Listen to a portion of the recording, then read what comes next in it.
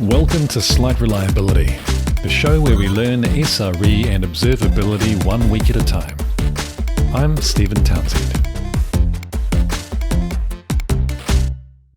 Hi there, welcome back to Slight Reliability. I'm Stephen Townshend, and this is the show where we learn about observability and SRE 1 day at a time, or 1 week at a time, or maybe every 2 weeks at a time at this stage.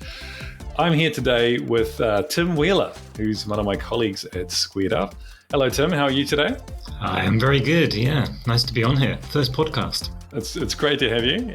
Tim and I have been collaborating together recently on a number of things at SquaredUp, and one of them, well, a lot of them involve digging into data about our product and our engineering teams and our business as a whole.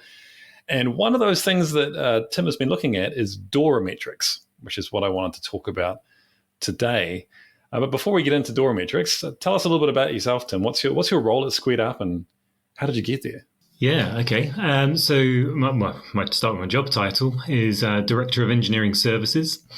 I suppose my time at SquaredUp I've had a few different roles, but the nature of my roles and my background is in the sort of project management, release management, agile sort of evangelist. I don't know what the right word for that is. But yeah, I guess I've always worked in and around the engineering departments for any company I've been at, while never being like a hardened software developer myself.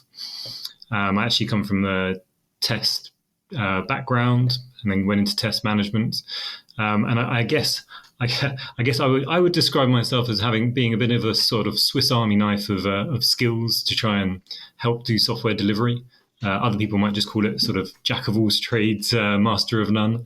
But yeah, it's given me a variety of roles, and in the last few years, specifically getting involved with DevOps and how that can be used to kind of reduce toil and improve software delivery. So today we are talking about DORA metrics, and to start with, I know that a lot of people listening know what DORA metrics are, and it's something they're familiar with. But for anyone who's not, what are DORA metrics? Okay. Well, I suppose we should start right at the top. So DORA stands for DevOps Research and Assessment Team. So the kind of very brief history was they were sort of a research lab that did a load of sort of surveys and studied a lot of metadata to try and understand what creates a really good software delivery team.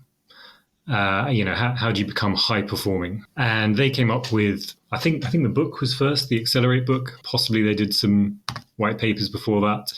And in that, they set out the 4 sort of key metrics, which were like a summary of metrics that in theory you shouldn't be able to game and give you a best chance of trying to measure your performance as a software development team. And then I think they were bought out by Google, and they now do like a yearly State of DevOps report. So just to clarify, basically DORA did a bunch of research and discovered that there are these, they call them the DORA metrics, but they're basically indicators or activities or ways that people work, which across a huge number of organizations are a strong indicator that they are high performing. Is that kind of the gist of it? Yeah, and I suppose, much smarter people than me have done a load of statistical analysis to try and prove that this is actually causation and not just kind of coincidence that these things kind of correlate across companies. Yeah, so originally 4, now I guess considered 5, which we'll get into. But the original 4 are deployment frequency, as in literally how often you deployed your software to production, or your definition of what production is. Lead time, which is how long it takes for code to actually get to production. Change failure rates, which is probably one of the most debated, I think, as to where you actually define that one, but is theoretically the how often your deployments fail, or how often your changes fail or cause an issue. And then time to restore service, or mean time to recover. Again, the different reports have changed the wording slightly, but that is, your ability to recover a service or recover an outage in an amount of time, and obviously the faster the better.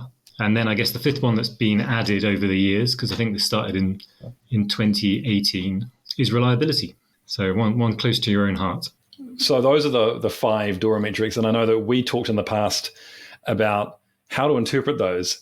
Do you think there is one way to interpret these different metrics, or can it be different? Like, for example, we were talking about lead time, and I think when you look up what lead time is, a lot of it is about from the moment that you, is it when you check in your code until it's in production. That's sort of the standard lead time. But I wanted it to be from the time you identify an opportunity or a need or a feature that you want to produce in production until when it's delivered, because that gives you the lead time of your whole organization, not just your sort of technology, that sort of bit at the end.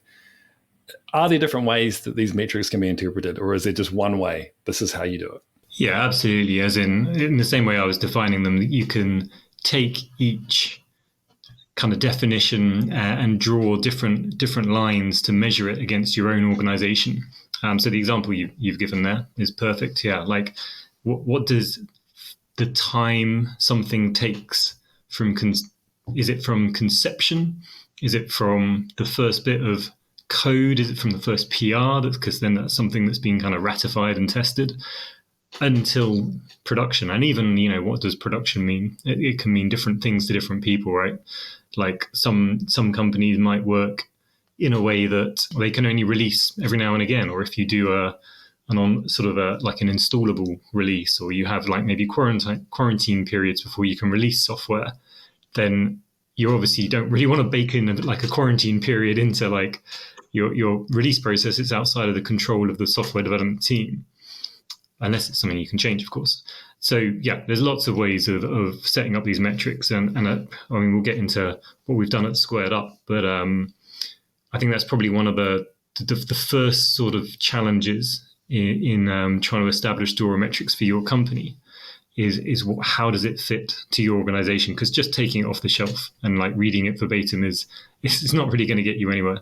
Talking about what you've done at SquaredUp to apply it, what was the initial sort of reasoning? Did you just want to get a benchmark of where SquaredUp's engineering teams were at, or was there a particular driver that made you want to look into this? Yeah, there's probably like two kind of main drivers. I mean, the first one was, I was running the DevOps team. We were just working on one sort of type of software. We have like a few versions of it, but it was one specific type of software. We were now adding a completely different type of software development. So new teams, new concept, new way of working. And obviously that meant like what we were doing in DevOps with like we were using Azure DevOps. So what we were doing with our sort of release pipelines and with our sort of automated testing was completely different. And so trying to understand whether we were doing a good job suddenly became several degrees harder. So yeah, I was really looking for a way of finding a baseline, finding a measure that we could use internally. And then the second part of that is for SquaredUp. I mean, we're a dashboarding and analytics tool, so it was a really good use case to be like, okay, I want to do metrics. I want to pull data from several different applications. How can I do it? How feasible is it? How easy is it to do? Looking at specific interpretations of metrics, one of them that was quite interesting was mean time to recovery. So how did you define mean time to recovery for SquaredUp and for the engineering teams, and how did you go about presenting that? Yeah. Okay. So if we take like the like often used definition is when a service goes down or when you have an outage, and I look back over what we like the issues we've had, and we're built on fairly standard cloud technologies, so sort of application outages, like, I mean, I only had sort of 2 data points. So the idea of trying to build a metric of that is a bit like, well, what is the point? I mean, it's either going to be a really tiny number, and even if I do a number that means something, then how's it actually going to influence us? How is it going to be meaningful? So what we actually did is we took escalations, so like our sort of highest level defects, and used that as the as the sort of the outage or the thing we needed to restore. And so anytime like there's an escalation, we measured the time it took to turn that around and release the fix into production. And we used that as our MTTR because we were getting them not a lot, but fairly regularly. They came in all shapes and sizes. They were a good measure of how quickly we could jump on an issue and resolve it. And it impacted all. We have like sort of three main teams working on the application. So it impacted all the teams in different ways and allowed us to draw some meaningful conclusions from the data that we were seeing.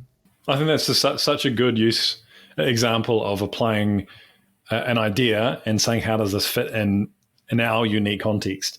It would be so easy to say, no, it's just about incidents and the traditional definition of that to get and we got a great score, yay, but it's not providing any value. I think that's great. On a sort of practical level, where are you getting this data from? So you want to do DORA metrics and you want to collect all this information about incidents and change. Which tools or repositories are you getting the data from? Yeah, so I think we've got quite a common stack. So we use GitHub, we use Azure DevOps, as I mentioned earlier. We use Jira for our sort of requirements, project management kind of aspects. And we use a serverless monitoring tool called Lumigo. So they're probably I think they're the four applications where we pull all our data from. And how are you pulling it all together? I know the answer to this question, but yeah, you're kind of teeing me up there. But yes, we use SquaredUp. We use our own software package because it would be a little weird if we tried to use a competitor's. It does a good job. It allowed me to pull in the data. I mean, it's got a SQL Analytics sort of feature. So I was able to actually manipulate the data to do the exact calculations I wanted rather than, having to potentially like sort of fudge some of those data points together. Who in SquaredUp, other than yourself, like who's interested in this at the moment?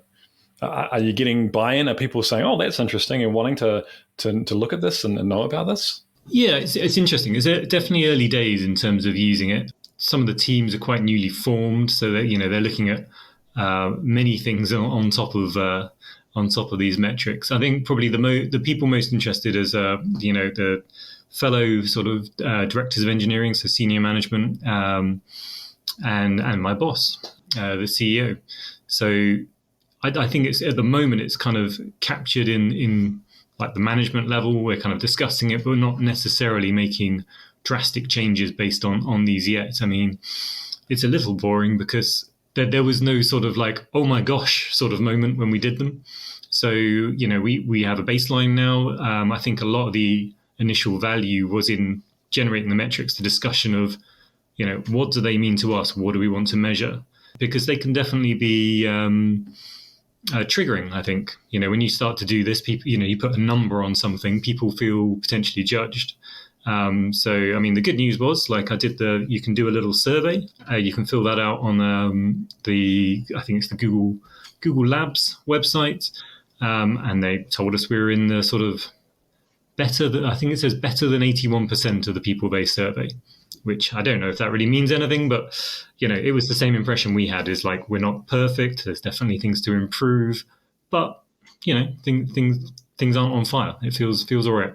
One of the reasons I wanted to get you on the show to talk about DORA metrics is my entire life at the moment is exploring this idea of visibility or monitoring outside of the scope of technology and what that potentially means. So do you think that DORA metrics would be a good candidate for something worthwhile to continually monitor over time? Or is it maybe just a thing you look at once now and again, maybe once a quarter or once every 6 months and then forget about it? Yeah, no, I mean, I think over time is the only way to make use of them, if I'm honest. Because I think otherwise you're saying, right, here's my metric, and it is this, it is above average, below average. And that is lovely for the DORA labs to know, because they're like, oh, good, you can tell us, and we'll have another answer to our survey. But it doesn't mean anything to you as an organization. You could be a startup. You could be like on a software package that's like 20 years old with a team that's all got 10 years experience. I mean, there's so much context you need to add around DORA metrics. And I think doing it over time, or tracking over time is the only way that you're going to be able to gain benefit within your organization, because then you've got something mathematical, analytical, that when you make other changes, whether they be process, culture, your tooling, that you can still go back to them. They can still be calculated in the same way. Does that make sense? That is good, because that answers my next question, which was going to be, how can we use this to improve how we deliver and operate? But it makes sense to me now. We have a benchmark. As we go and change things, we can look back and say, how was that impacting our ability to deliver and operate? One other question in this sort of area, are there any other frameworks or approaches that you're aware of that do something similar, that help you as an organization measure your operational or delivery maturity? As far as I know, not really. Not in the sort of total encompassing way that the DORA metrics and the research and the reports kind of covers everything. And I think, to be honest, if you when you Google anything about DevOps and say metrics or processes, DORA will come up like at the top of every query. And you know what? I even asked Chat GPT and Bard ahead of this podcast, just to see what they came up with, and basically they rehashed it. It's almost like they're a computer and not a real person. They rehashed the sort of DORA metrics in different ways, and they do call out that there are other metrics that you can use, like previous sort of frameworks have used, things like code coverage and different variations of your sort of like failure and error rates, like is it bug count, is it severity plus bug count, things like that. But yeah, I don't think, especially not for DevOps, I don't think there's anything that's so well thought out and used like across the industry. If there are people out there who are thinking about having a go with DORA metrics to assess where they're at and improve themselves, are there any particular challenges or pitfalls that you would warn people about? Yes, for sure. And I'm can I just apologize up front for getting on my soapbox about this, because I think one of the most dangerous things when you have any sort of like measure is how it gets used. And if you read either the State of DevOps reports or the Accelerate book, which I do recommend, they talk about many measures. They're not just four. And they talk about high-performing organization and the culture. And it is so easy to do what we naturally want to do, which is like, okay, there's hundreds of pages in a book. That's great. But just tell me the 5 things or 4 things that I need to do. And we all want that, right? We all want the shortcut for our day job. But it is so dangerous to then start saying, Team A is excellent because their score is better than Team B. And with no context, like we should just punish Team B or fire them or give all our bonus money to Team A. And that is just like it's the worst approach you can take. I mean, it's I could do a whole podcast on why that's going to be have a negative impact. It's going to you're going to suffer burnout. You're going to suffer like some really painful internal strife if you go down that route. So definitely, to summarize, the pitfalls are definitely that management might be uninformed about it, get hold of these metrics and use them as a stick. That is definitely something to really worry about. And the other side of it is, we mentioned these DORA metrics are probably synonymous with DevOps and with software delivery. There's a lot of people selling stuff off the back of that. So buying tools that say install this tool and we'll tell you the DORA metrics and everything will be fixed. Or, install this tool and then we'll gamify your software development. I mean, they have a place and a use as long as you're not buying them to fix all your problems, if you see what I mean. Yes, you're speaking my language. Absolutely. A tool's not going to fix anything. You have to, and it's really hard work to actually change your organization or even our team and how it works in its culture. But that's the job. That's why we get paid the big bucks, because it's not as simple as installing a tool. Yeah, and I guess that's why there's many software companies, consultancies, all trying to help with the same thing, right? Because there isn't one silver bullet, right? I was wondering if you had any other tips or advice for anyone out there who's trying to implement DORA, trying to get a snapshot of DORA metrics or implement some kind of monitoring of them long term? Yeah, I mean, definitely try and have the discussion with your senior engineers, your management. You're going to need buy-in from the managers and the doers, as it were, to agree what you want to measure. Like we did with the escalations within SquaredUp. Finding some practical ways of measuring what you're doing, and then also what you're trying to achieve. Because again, I'm going to get back on my soapbox again. What is really easy to do is to focus in, like we've both got testing background, right? So focus in on, say, quality, and say, okay, so we need more tests, so we need more code coverage, or we need to run tests faster. And then you can get so in the weeds that it's like, what are you trying to achieve? Well, we want better quality. Well, okay, but why do you want better quality? Oh, we want to make the product better. Why do you want to make the product better? Oh, well, because we want to make our customers happy. And it's very easy to lose that thread.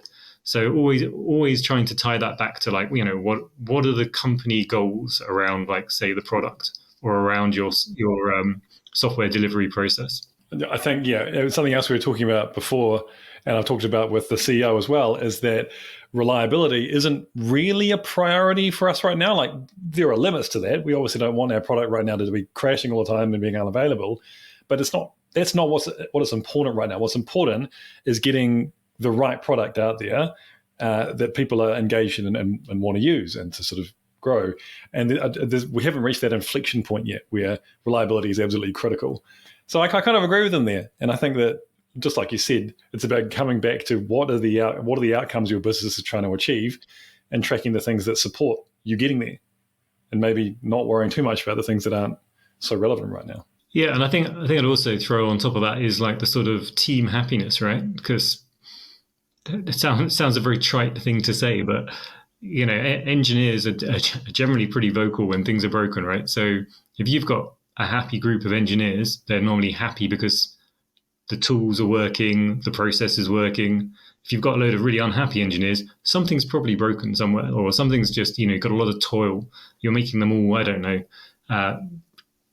approve gates within DevOps pipelines that don't need to be improved or approved, or, you've got, like, massive delays because you've got interdependencies across various teams where you could have a better architecture that avoids that.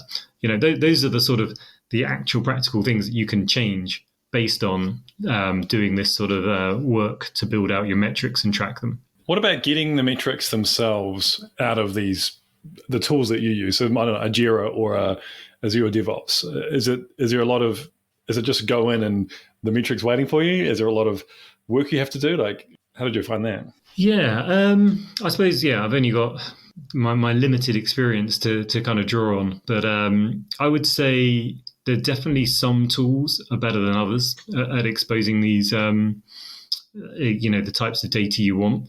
I think that the good thing of these days is that, pretty much any tool out there will have a decent, like, API, like, that you can call on. And I think that's pretty game changing to, like, go back sort of 10, 15 years, when maybe you were, like, begging for a CSV file to be exported from something. I mean, it's much easier to build something. I mean, even to custom build something to draw out all the data you need. And of course, as we mentioned, the DORA metrics are kind of recognized all over the place. So most tools now, have on their own sites. Like if you go to Jira, to Atlassian for, like, Jira, they talk about the sort of data you might want to take out of their product. I think it's tricky to find to get exactly what you want, but there is a lot of ways to get the data, and then it's just a bit of legwork to kind of really fine tune that to what you need. You mentioned earlier the book Accelerate, which I read end of last year, or maybe earlier this year. I personally, like, it was a good book, but I wasn't blown away by it. But I think it's only because I've read the State of DevOps reports and I've read other books which cover similar kind of territory. I guess from my own sort of perspective, and other books you could read which kind of cover like similar topics would be like the Phoenix Project, or the DevOps Handbook, or the Unicorn Project, or Sooner Saver Happier, or Lean Enterprise, or Lean Startup. They kind of all tell a somewhat similar story about what organizations are doing in the digital age to succeed. From my experience anyway. I'm probably massively oversimplifying that, but that's my impression anyway. I was just going to add on to the resources. I mean, you make a good point around like maybe the order that you tackle these books in. So, I mean, from my perspective, I was first involved in DevOps by basically building out some automation in Jenkins. To call it a DevOps project, I think originally was very generous. It was we need to make things better. Jenkins will help if we automate some stuff. And then when I actually got to running a DevOps team, that's when I read Accelerate. So that kind of did a really good job of when you're reading a thing going, oh, that's what I'm doing. Oh, yeah, no, I am totally doing that. Or, making me think in a slightly different way about how I was, building out sort of solutions. But obviously, if you've already been doing it for a while, Accelerate's probably not going to add that much value. And, the state of DevOps reports will probably give you the more current, helpful kind of like trends that are going on. And also something like the Unicorn project is great if you're not working in this space, but you want to understand it because it's told like a story. It really helps you draw together a realistic, even though it's a very fanciful scenario, but it helps you draw together like how different teams could work together or the challenges of an organization. It avoids that sort of, dry theoretical angle that a lot of other books have. And I'll also give a shout out to Brian Finster as well. He's done some really good stuff on Medium, and you can find his presentations on YouTube. I think they're the sort of presentations that I sit there just going, oh yes, this, I agree. So I think he's great as well. That's the experience I'm so familiar with. I'm on a walk with my dogs listening to an audiobook about something, and I'm like, that's it. That's the thing that the organization needs. And I get really worked up about it. And I'm like, chill out, man. You're just walking the dogs. Come on, breathe for a second. Yeah, as long as you don't just, go to some other dog walker and just go, you need to know this. Like, I work in a shop. I don't care about DevOps. Well, I wanted to say thank you so much for coming on the show, Tim. It's been awesome to talk about DORA metrics. I think they're really interesting. Anything that helps you understand how your teams and your organization is going and working and looking for opportunities to improve, fantastic. I think it's great. And what I haven't told you yet is that I'm planning to include your DORA metrics work in my SREcon presentation in Singapore later this year. So we need to talk about that, and I need to get some more information out of you. Great. Well, it's been a pleasure. So thanks for having me on. Thanks everyone for joining in once again on Slight Reliability, and I will see you all next week or the week after. See ya.